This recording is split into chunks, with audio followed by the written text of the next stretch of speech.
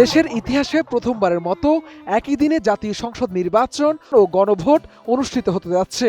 নির্বাচনকে ঘিরে রাজনৈতিক অঙ্গনে যেমন উত্তাপ ছড়িয়েছে, তেমনি সাধারণ মানুষের মাঝেও দেখা যাচ্ছে ব্যাপক আগ্রহ ও আলোচনা। পিছিয়ে নেই শোবিজ তারকারাও।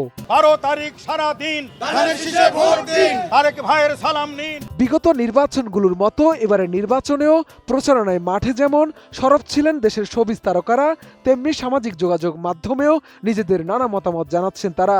সেই ধারাবাহিকতায় সামাজিক যোগাযোগ মাধ্যম ফেসবুকে একটি পোস্ট দিয়ে আলোচনায় এসেছেন জনপ্রিয় মডেল ও অভিনেত্রী শবনম ফারিয়া। আমাদের থেকে উৎসাহী বেশি জনগণ, পাবলিক। 10 ফেব্রুয়ারি দিবাগত রাতে নিজের ভেরিফাইড ফেসবুক আইডিতে একটি স্ট্যাটাস দেন এই অভিনেত্রী, যেখানে তিনি লিখেন, কাকে ভোট দেবেন আপনারা একটু তাড়াতাড়ি জানাইয়েন, যে পহেলা ফাল্গুনে শাড়ি পরবো নাকি আবয়া।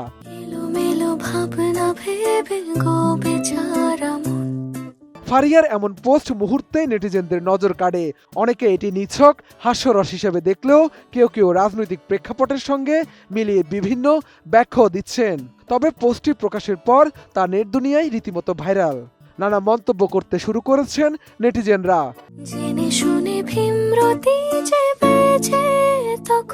নিউ পন্ড সুপার লাইট জেল, এতে আছে সেরা হায়ামিনো, যা দেয় 10x হাইড্রেশন।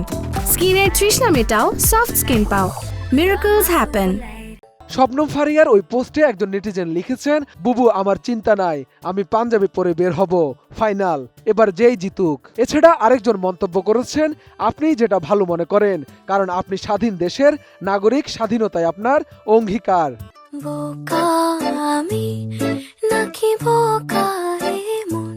অভিনেত্রী শবনম ফারিয়া সোশ্যাল মিডিয়ায় বরাবরই স্পষ্টভাষী হিসেবে পরিচিত। নানা সময় সামাজিক ও রাষ্ট্রীয় ইস্যু থেকে শুরু করে ব্যক্তিগত অনুভূতি সবই তিনি খোলামেলা শেয়ার করেন। এবারে নির্বাচনের আগে এই রসিক পোস্টও আলোচনায় নতুন মাত্রা যোগ করেছে। ক্রমশ গল্পে আরো পাতা জুড়ে নিচ্ছি। অন্যদিকে ভোটের আগের দিন নির্বাচন নিয়ে নানা প্রত্যাশার কথা জানিয়েছেন ঢাকাই সিনেমার বেশ কয়েকজন অভিনেত্রী।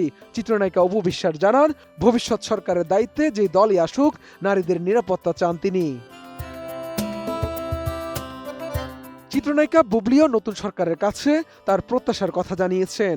তিনি জানান, তারা যেন নিরাপদ থাকতে পারেন, নারী পুরুষের মধ্যে যেন কোনো বৈষম্য না থাকে। সব মিলিয়ে তিনি শান্তিপূর্ণ পরিস্থিতি চান।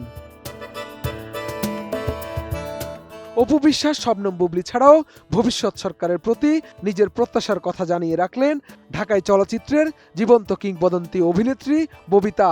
বলেন, নতুন সরকার যেন চলচ্চিত্রের মতো বিনোদনের এই মাধ্যমটার দিকে একটু আলাদা নজর দেন। আকাশ সংস্কৃতির সঙ্গে পাল্লা দিতে গিয়ে যেন আমাদের মূল্যবোধের কোনো ক্ষতি না হয়, সেদিকে খেয়াল রাখা জরুরি। শাহাদাত রিফাত, ATN নিউজ, ঢাকা।